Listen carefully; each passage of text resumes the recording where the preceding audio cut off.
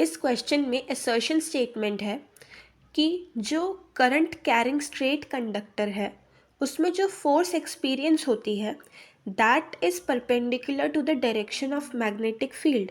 This statement is true because हमने Fleming's left hand rule पढ़ा है जिसके अकॉर्डिंग अगर ये करंट का डायरेक्शन है और ये मैग्नेटिक फील्ड का डायरेक्शन है तो जो नेट फोर्स का डायरेक्शन होता है वो दोनों के परपेंडिकुलर होता है, आई के भी और मैग्नेटिक फील्ड के भी। सो असर्शन इज़ ट्रू। रीज़न में हमें फ्लेमिंग्स लेफ्ट हैंड रूल का एक्सप्लेनेशन नहीं गिवन है। अब हम रीज़न देखते हैं कि क्या रीज़न ट्रू है या फॉल्स है।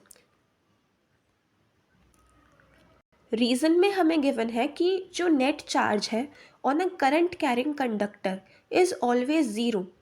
This is also true because अगर आप किसी सर्किट की बात करते हैं,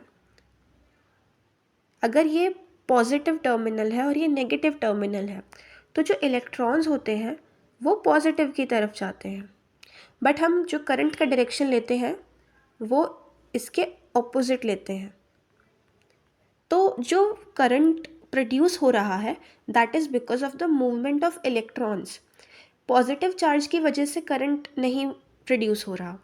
तो अगर हम नेट देखें तो जितना नेगेटिव चार्ज होगा उतना ही पॉजिटिव चार्ज होगा। नेगेटिव चार्ज मूव कर रहा है बट पॉजिटिव चार्ज स्टेशनरी है, नेट चार्ज तो ज़ीरो ही है। So this statement is true.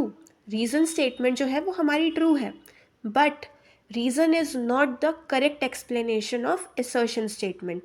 So final answer is assertion statement is true, reason is also true, but reason is not the correct explanation of assertion statement.